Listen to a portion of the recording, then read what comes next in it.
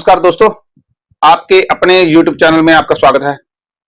दोस्तों, जैसे कि 4 जून को जो रिजल्ट्स आए हैं पार्लियामेंट इलेक्शंस के, उसके बाद जो एनालिसिस हो रहा है, जैसे बीजेपी को सबसे ज्यादा नुकसान उत्तर प्रदेश में हुआ और इसके बारे में अलग अलग थ्योरीज जो आ रही हैं या सर्वे के रिजल्ट्स आ रहे हैं कि क्यों हुआ, वो कुछ पहले भी वीडियो में हम डिस्कस कर चुके हैं। लेकिन अब आगे क्या होगा?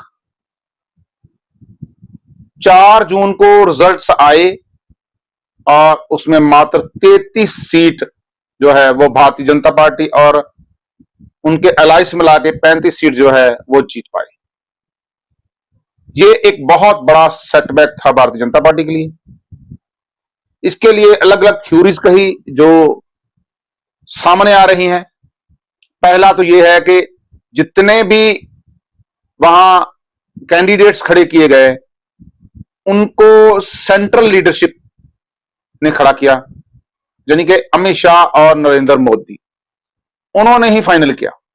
इसमें योगी आदित्यनाथ का कोई भी रोल नहीं था, हालांकि वो प्रदेश के बहुचर्चित चेहरे और प्रिय जो है वो मुख्यमंत्री हैं। और उसके बाद जो बातें सामने आई, जैसे केशव प्रसाद मौर्य ने बगावत जैसे सुर जो है वो अपने निकाले, और जो कार्यकारिणी की मीटिंग हुई स्टेट की, उसमें जिस तरह से उन्होंने लेक्चर दिया कि जो सत्ता है उससे संगठन बड़ा होता है, मैं उनको बधाई दूंगा और उनका आभार व्यक्त करूंगा कि वो छोटी जगह पे बैठे हुए हैं, संगठन जो है वो बड़ा होता है। उन्होंने संगठन को नहीं चूज किया और सत्ता को चूज किया। बेशर्मी की भी कोई हद होती है। अपनी सारी सीटें, अपना खुद का चुनाव, अपने इलाके की सभी सीटें हार चुके हैं और उसके बाद उपदेश दे रहे हैं योगी आदित्यनाथ को। लेकिन ये हो क्यों रहा था? किसकी शय पे हो रहा था? इसके पीछे भी कोई एजेंडा था? हमें तो ऐसे ही लगता है कि इसके पीछे एक बहुत बड़ा एजेंडा था। योगी आदित्यनाथ को हटाने की साजिश हो रही थी कि भारतीय जनता पार्टी 272 सीट जीत जाएगी और यूपी में भारतीय जनता पार्टी की सीटें कम आएंगी, तो इससे योगी आदित्यनाथ को हटाने में कोई दिक्कत नहीं होगी। लेकिन वो सारा का सारा खेल उल्टा पड़ गया, क्योंकि जो महत्वाकांक्षी प्रधानमंत्री हैं, महत्वाकांक्षी मतलब जो आने के लिए अपने आप को सोच रहे हैं मोदी जी के बाद, जैसे कि खबरों में और अलग अलग जगह से बातें शन शन कर आ रही हैं, वो ये बता रही हैं कि उनके द्वारा ये साजिश जो है वो की गई थी। ये मामला 4 जून से लेके उसके बाद धीरे धीरे जैसे कार्यकारिणी की मीटिंग हुई, उसके बाद तो ये मामला बहुत तूल पकड़ गया। ऐसा तूल पकड़ा कि जो केशव प्रसाद मौर्य है उसको दिल्ली तलब किया गया। कहते हैं, इसके कोई प्रूफ नहीं है, कि उनको जेपी नड्डा ने झाड़ लगाई और कहा कि अभी आप शांत होकर बैठ जाओ, और मुझे लगता है कि वाकई ही ऐसा हुआ होगा। उसके बाद वो शांत है। जहां अपोजिशन कूद रही थी, जैसे कि अरविंद केजरीवाल ने तो पहले ही कह दिया था कि 2 साल के बाद प्रधानमंत्री अमित शाह को बनाया जाएगा और इलेक्शन के बाद योगी आदित्यनाथ को हटा दिया जाएगा। लेकिन एक बात जो सब लोगों के समझ में नहीं आ रही है, अमित शाह ने इस बात का तो खंडन कर दिया कि मोदी जी कहीं नहीं जा रहे हैं, वो 5 साल तक प्रधानमंत्री बने रहेंगे। लेकिन जो बात योगी आदित्यनाथ के बारे में कही जा रही थी उसको वो टाल गए। कुछ पत्रकारों ने उनसे बात पूछी भी थी, लेकिन वो बात को गोल करके वहां से निकल दिए। इससे जो है उनकी नीयत पर डाउट जरूर होता है। तो उसके बाद योगी आदित्यनाथ जो है वो एक बार बैकफुट पर जरूर हो गए। लेकिन प्रधानमंत्री नरेंद्र मोदी जी का जो विश्वास है वो और किसी भी नेता से ज्यादा जो है उत्तर प्रदेश में योगी आदित्यनाथ में ही है। इसलिए दोस्तों, जो प्रधानमंत्री नरेंद्र मोदी जी वाराणसी गए, उन्होंने वहां एक रैली की, उसमें योगी आदित्यनाथ को बुलाया और योगी आदित्यनाथ जो है उस उन्होंने ही ऑर्गेनाइज किया सारा प्रोग्राम। तो वहां जिस तरीके से बातचीत सामने आई, उससे ये नहीं लग रहा था कि योगी आदित्यनाथ कहीं जा रहे हैं। वैसे तो इसके बारे में कुछ कहा नहीं जा सकता, क्योंकि राजनेता बहुत शुरूर होते हैं, चाहे वो कोई भी हो। हमने जब खट्टर जी को हटाया गया था, मनोहर लाल खट्टर हरियाणा के मुख्यमंत्री को, तो हमने देखा था एक दिन पहले, मात्र एक दिन पहले, प्रधानमंत्री जी खट्टर जी की स्टोरी सुना रहे थे और अगले दिन उनको हटा दिया। तो कुछ भी हो सकता था, लेकिन उसके दरमियान जो है वो कावड़ यात्रा शुरू होने वाली थी। जैसे ही सावन का महीना शुरू हुआ, कावड़ यात्रा शुरू हुई, क्योंकि योगी आदित्यनाथ एक राजनेता नहीं थे। और मैं ये अगर कह लूं कि वो आज भी राजनेता नहीं है, वो हठ योगी हैं, वो योगी हैं और वो धार्मिक मान्यताओं को ज्यादा मानते हैं।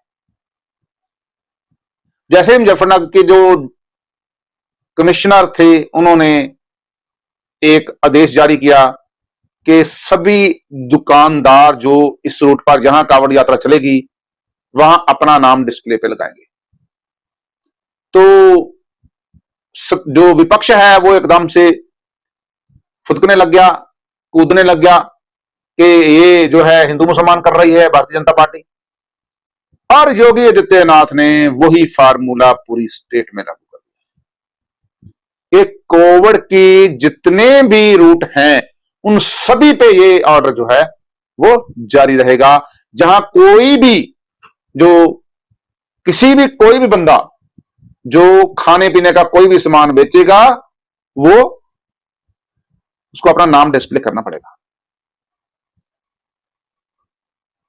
और ये जो आदेश है, इसके बाद उत्तराखंड के जो मुख्यमंत्री हैं उन्होंने भी उसके पीछे पीछे ये सेम लागू कर दिया। जो मध्य प्रदेश के मुख्यमंत्री हैं उन्होंने भी उसके पीछे पीछे लागू कर दिया। इसी तरह हिम्मत बिस्व शर्मा, इसी तरह बिहार में एक मंत्री ने उनकी फेवर में बयान दे दिया, इसी तरह शुभेंदु अधिकारी ने उनकी फेवर में बयान दे दिया।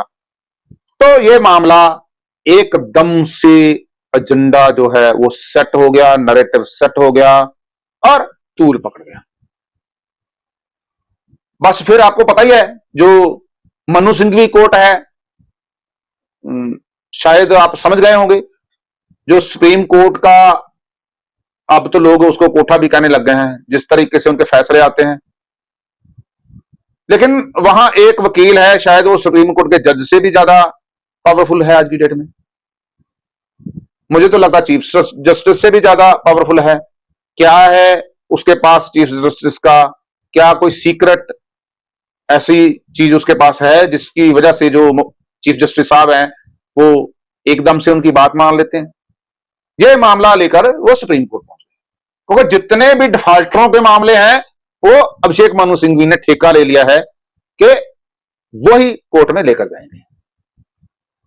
तो इसको लेकर गए और सुप्रीम कोर्ट ने स्टेट को सुनना उचित ही नहीं समझा और एक ही दिन में मामले को रजिस्टर करके और उस पर जो है वो स्टे भी लगा दिया, फैसला भी सुना दिया, दूसरे पक्ष को सुना ही नहीं, एक्स पार्टी कर दिया। तो इससे क्या कहा जाएगा कि वाकई ये मनु सिंघवी कोर्ट है? वैसे जो मेरे एक प्रशासनिक अधिकारी जो हैं वो मेरे दोस्त हैं,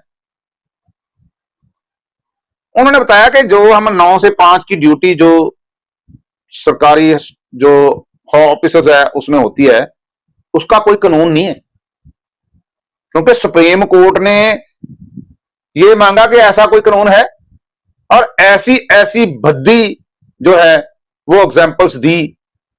जो खास करके जो भट्टी साहब हैं चीफ जस्टिस, उन्होंने जिस तरीके से खाने को लेकर एग्जांपल्स दी वो अपने आप में शर्मसार है। और इसी तरीके से उन्होंने उसको स्टे कर दिया 5 दिन के लिए। अब जो है 26 जुलाई 2024 को शुक्रवार को यह मामला दोबारा से सुना जाएगा, जिसमें स्टेट की भी बात सुनी जाएगी। इस देश में मेजॉरिटी होते हुए भी हिंदुओं के कोई अपने राइट्स नहीं हैं, ये मान के चलिए। अब तक जितने भी फैसले कोर्ट्स ने दिए हैं, स्पेशली सुप्रीम कोर्ट ने दिए हैं, वो एंटी हिंदू दिए हैं।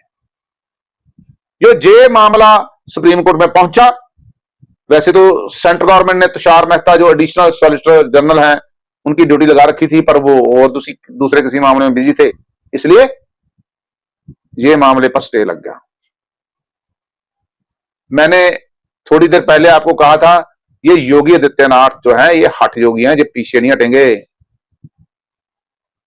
एक मामला आपको शायद याद होगा, जब एनआरसी और सीए का मामला हुआ था और उस समय उत्तर प्रदेश में बहुत सारी सरकारी बसें जलाई गई थी और बहुत सारे जो है सरकारी प्रॉपर्टी को नुकसान किया गया था एक खास कम्युनिटी द्वारा, मुसलमानों द्वारा। उस समय योगी आदित्यनाथ ने जो 2006 में मनमोहन सिंह की सरकार ने कोई कानून बनाया था, उसके तहत उसकी भरपाई के लिए आदेश जारी कर दिए थे। और जैसे ही किसी ने यह बात सुनी नहीं, उन्होंने उठाकर उन लोगों के जो चित्र है वो चौकों चौराहों पर लगा दिए थे कि ये आदमी जो वांटेड है, ये आदमी वांटेड है। उसमें अच्छे अच्छे जो उनके नुमाइंदे थे वो भी उसी में थे। तो वो सब फिर वही बात इमीडिएटली जो है वो कोर्ट में चले गए और उसी समय भी सुप्रीम कोर्ट ने उस पर कहा था कि ये कौन से कानून के तहत आपने पोस्टर लगाए हैं, आप हमें जो नेक्स्ट डेट 3 दिन के बाद पड़ी थी, मुझे आज भी याद है कि उस दिन फ्राइडे था और मंडे या ट्यूसडे को जो डेट पड़ी थी, उस डेट को कहा था कि आप प्रेजेंट होइए और बताइए ये कौन से कानून के तहत आप जो है उन्होंने पोस्टर लगाए हैं। तो योगी आदित्यनाथ ने क्या किया था, एक ही दिन में अध्यादेश लेकर आया, उस पर साइन कराए, कानून बनाया और अगले दिन, क्योंकि सरकार को सुप्रीम कोर्ट ने कह दिया था कि आप ये जो आपने बड़े बड़े होर्डिंग लगा दिए हैं लोगों के वांटेड के, उनको उतारिए। तो उन्होंने वो जो कानून बनाया, कानून बना के कोर्ट में जाके प्रेजेंट कर दिया, क्योंकि स्टेट को भी अधिकार है कुछ मामलों में कानून बनाने का, और सुप्रीम कोर्ट कुछ नहीं कर सका। और योगी आदित्यनाथ ने उसके जो जितने भी लोग थे सभी से रिकवरी करी थी। मुझे याद है बुलंदशहर का मामला, वहां शायद 16 लाख रुपए की रिकवरी थी और इस समुदाय ने, सब लोगों ने इकट्ठे करके पैसे जो वो सरकार के खजाने में जमा कराए थे। तो बात यह कहने का मतलब है, सत्ता तो हनक से चलती है। अब जो लोग ये सोच रहे हैं कि योगी आदित्यनाथ पीछे हट जाएंगे, योगी आदित्यनाथ पीछे नहीं हटेंगे। योगी आदित्यनाथ को रातों रात कानून भी बनाना पड़ेगा तो बनाएंगे, क्योंकि जो उनके अधिकार में है, और कोर्ट में पेश करेंगे। और ये बात मान लीजिए आप, सैटरडे से ऑनवर्ड वही डिस्प्ले वाला मामला दोबारा से शुरू हो जाएगा। वैसे एजेंडा सेट करने की बात थी, अब अगर कोई अपना नाम डिस्प्ले नहीं भी करता है तो बहुत बड़ी बात नहीं है, क्योंकि अब जो वहां ढाबे वाले हिंदू हैं उन्होंने तो पक्का धार लिया है कि हमने अपने ढाबे पे अपना नाम लगाना है, और सोशल मीडिया पे पूरे जोर से चल रहा है कि जो नहीं लगाएगा इसका मतलब वो दूसरी कम्युनिटी से है और उसके दिल में पाप है। आज पूरा देश उनके साथ खड़ा है। जिस तरीके से वहां मुसलमान भाइयों ने जो है वो दुकानें हिंदुओं के नाम पे रखी, दुर्गा वैष्णो ढाबा या शिवा वैष्णो ढाबा, और उसका जो मालिक था वो असलम भाई था। तो और कम से कम भी 10,000 से ऊपर वीडियो सोशल मीडिया पर वो पड़े होंगे जहां वो थूक लगाते हुए और पेशाब के साथ जो है वो सब्जी को भिगोकर जो है वो नॉन जो है कम्युनिटी को खिलाते हुए हमने देखे हुए हैं। सो उनकी जो स्वच्छता को रखने के लिए ये योगी आदित्यनाथ का जो कदम है, इसको पूरे हिंदू समाज में और पूरे देश में सराहा जा रहा है। अब जो एजेंडा केशव प्रसाद मौर्य ने शुरू किया था, उन्होंने एक चिट्ठी भी लिखी थी 4 जून को सरकार को लिखी थी रिजर्वेशन को लेकर, और 15 जून को चिट्ठी जो है वो जारी की।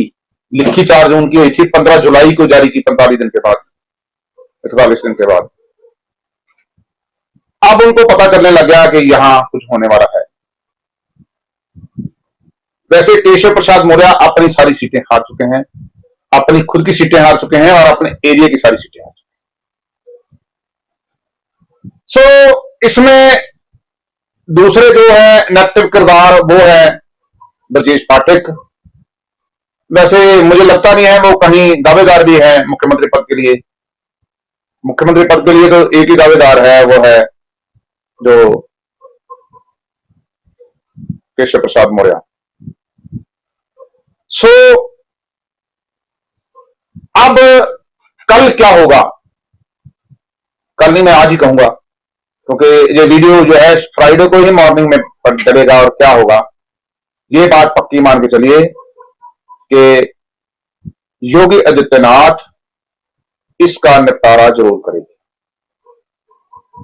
वैसे उसमें उनमें कुछ कमजोरियां भी हैं जो अभी धीरे धीरे वो जो सारे सर्वे आने के बाद उन्होंने भी अपने आप को चेंज करने की कोशिश करी है। थोड़ा नौकरशाही जो ज्यादा ही सर पे चढ़कर बोल रही थी, तो थोड़ा धीरे अभी उनको भी विराम दिया गया है और कुछ काफी तब्दीलियां भी वहां करी गई हैं। सो क्योंकि नौकरशाहों पर डिपेंड आप ज्यादा समय नहीं हो सकते। नौकरशाह आपको कुछ भी गलत फीडबैक दे सकते हैं। तो जोगी ने बहुत बड़े बड़े काम किए हैं। मैंने आपको कहा ना, सत्ता तो सिर्फ हनक से चलती है। आते ही सबसे पहले जो अनऑथोराइज्ड स्लॉटर हाउस थे उनको खत्म किया था। माफिया को किस तरीके से उन्होंने खत्म किया, उसने किसी को बख्शा नहीं, चाहे वो हिंदू था चाहे मुसलमान था, किसी को नहीं बख्शा। जिस तरीके से बहू बेटियों को सुरक्षित किया, जिस तरीके से वहां एफडीआई आया,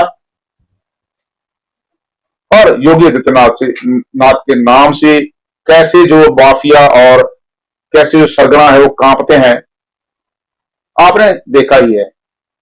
इसीलिए सुप्रीम कोर्ट के ऑर्डर आने के बाद भी बहुत सारे लोगों ने अपना नाम वैसे ही लगा रहने दिया। सबको मालूम है कि योगी आदित्यनाथ जो एक बार ठान लेते हैं वो उसको पूरा करके छोड़ते हैं। एक बहुत बड़ा मामला आपने देखा होगा, जब राम मंदिर का फैसला आया था। फैसला आने से एक हफ्ता पहले चीफ जस्टिस से जो उन्होंने सरकार को इन्फॉर्म किया था कि मैं नेक्स्ट वीक जो है फाइनल डिसीजन दूंगा, तब तक किसी को भी कुछ मालूम नहीं था कि क्या होगा। फैसला हिंदुओं के पक्ष में आएगा कि मुसलमानों के पक्ष में आएगा। यहां हम तो बहुत दूर बैठे हैं, लेकिन वहां पर बैठे हुए भी लोगों को ये मतलब सोच नहीं सकते थे कि बिना किसी ब्लड शेड के ये फैसला इंप्लीमेंट हो जाएगा और राम मंदिर बन भी जाएगा। लोगों ने अलग अलग एस्टिमेट लगा रखे थे कि कम से कम 1000 लोग इस ब्लडशेड में जरूर मारे जाएंगे जब राम मंदिर का फैसला आएगा, और उसमें सबसे ज्यादा उत्तर प्रदेश में होंगे ये, क्योंकि मामला उत्तर प्रदेश से संबंधित है। लेकिन जिस तरीके से योगी आदित्यनाथ ने एक पत्ता भी नहीं हिलने दिया और बिना एक भी गोली चलाए इस फैसले को शांतिपूर्ण तरीके से लागू किया, वो अपने आप में सराहनीय है। उसकी जगह पे कोई भी मुख्यमंत्री होता तो ऐसा कभी नहीं हो सकता था। अब जो योगी आदित्यनाथ है, कह रहे हैं जिस तरीके से वो फैसले ले रहे हैं, लगातार बड़े बड़े फैसले ले रहे हैं, कह रहे हैं उनको जो है वो फ्री हैंड दे दिया गया है हाईकमांड की तरफ से। और जो क्योंकि 10 जो है बाई इलेक्शन जो है वो आने वाला है बहुत जल्दी। मतलब इतना ज्यादा सेंटर बीजेपी की जो सेंटर कमांड है, उन्होंने खींचने की कोशिश करी कि प्रधानमंत्री का अपना जो क्षेत्र था, चुनाव क्षेत्र, वहां भी मार्जिन किशोरी लाल शर्मा से कम हो गया। तो आप खुद इस बात का अंदाजा लगा सकते हैं। एक मेरे सज्जन हैं, वो कह रहे जी योगी आदित्यनाथ आप कह रहे हो कि राजनेता कभी थे नहीं ना है, तो इसमें क्योंकि वो 5 बार तो एमपी रह चुके हैं, पर मैंने कभी जिंदगी में जब वो एमपी बने उनको हाथ जोड़कर गली गली जाकर वोट मांगते हुए नहीं देखा। दोस्तों अगर आपने देखा हो तो आप जरूर बताइएगा। अब आगे क्या होगा? आगे योगी आदित्यनाथ ने एक जो है नैरेटिव खड़ा कर दिया है, बहुत बड़े तरीके से कर दिया है, और योगी आदित्यनाथ अपने हिंदुत्व के इसी मार्ग पर चलेंगे। आज की डेट में पूरे भारत में प्रधानमंत्री नरेंद्र मोदी के बाद अगर किसी बंदे की सबसे ज्यादा डिमांड है तो उसका नाम है योगी आदित्यनाथ। दोस्तों आपको क्या लगता है कि ये जो सारा मामला चल रहा है इसमें क्या होगा? आप जो है अपने विचार जो है वो कमेंट के माध्यम से रख सकते हैं।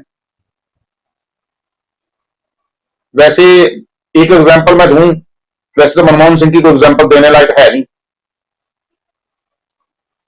पर मुझे याद है कि एक बार सुप्रीम कोर्ट में किसी ने पीआईएल लगा दी थी, तब मनमोहन सिंह की सरकार थी। उसमें यह कहा गया था कि एफसीआई के गोडाउन्स में जो अनाज सड़ रहा है उसको लोगों में फ्री बांट देना चाहिए, और तब के जो जज थे उन्होंने ये बात सरकार को कही थी। और मनमोहन सिंह की सरकार का बयान अगले दिन आया था कि सुप्रीम कोर्ट को अपने मामले में काम करना चाहिए, ये सरकार का काम है, सरकार के काम में सुप्रीम कोर्ट दखल ना दे। और उसी दिन अगले ही दिन जो सुप्रीम कोर्ट के जज थे उन्होंने इसको ओके कहकर रिवर्ट बैक कर लिया। मैं तो मोदी जी से भी कहूंगा कि सत्ता सिर्फ हनक से चलेगी, हनक से चलेगी। और जिस तरीके से आपने 370 हटाई, जिस तरीके से राम मंदिर बनवाया, जिस तरीके से पाकिस्तान को उसी की भाषा में जवाब दिया, पहले सर्जिकल स्ट्राइक करके और फिर एयर स्ट्राइक करके। आपको ये मालूम होना चाहिए कि 2016 में जो सर्जिकल स्ट्राइक हुई उसका रिजल्ट मिला कि भारतीय जनता पार्टी 2017 में उत्तर प्रदेश में सरकार बना पाई, और 2019 में जो एयर स्ट्राइक हुई उसका असर मिला कि 2019 में भारतीय जनता पार्टी सेंटर में सरकार बना पाई। जिस तरीके से सरकार अपने आज की डेट में ढुलमुल रवैये से चल रही है, जिस तरीके से ये कथा कथित जो किसान है वो घेरने की दोबारा से तैयारी कर रहे हैं, सरकार उस मामले में कुछ नहीं कर रही है। सरकार को करने की जरूरत है, सरकार को धसक दिखाने की जरूरत है।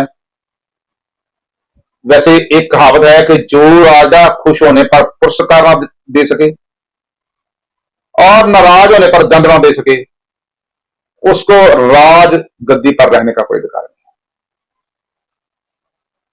सो मोदी जी उठ जो खड़े हो जाओ, और अब आगे समा और बहुत कठिन आ रहा है। इसके लिए अगर आप सख्त फैसले नहीं लेंगे तो आपको नोबेल पुरस्कार नहीं मिलेगा। शांति के लिए हमारे आप ही के गुजरात के एक और सज्जन हुए हैं जिनका नाम मोहनदास करमचंद गांधी था। उनका नाम पीस नोबेल पुरस्कार के लिए 5 बार फॉरवर्ड किया गया पर उनको मिला नहीं। और आप जो मर्जी कर लो, आपको जो है वो नोबेल पीस पुरस्कार मिलना नहीं है। इसके लिए अपने देश और आने वाले भविष्य के लिए, बात के लिए उसके साथ कंप्रोमाइज मत करिए और सत्ता को हनक के साथ चलाइए। सत्ता को हनक के साथ चलाने वाले के साथ ही जनता जुड़ती है। आप देख लीजिए, अगर मैं हमारे मोहल्ले में या हमारे एरिया में कोई आदमी धक्के से अपना काम करवा सकता है तो उसके साथ जनता जुड़ती है। जो आदमी कितना भी बड़ा क्यों ना हो, अगर वो कोई काम ही नहीं हमारे आ सकता, काम ही नहीं करवा सकता, तो लोग उसके साथ जुड़ते नहीं है। अल्टीमेटली वो लोग फेल हो जाते हैं।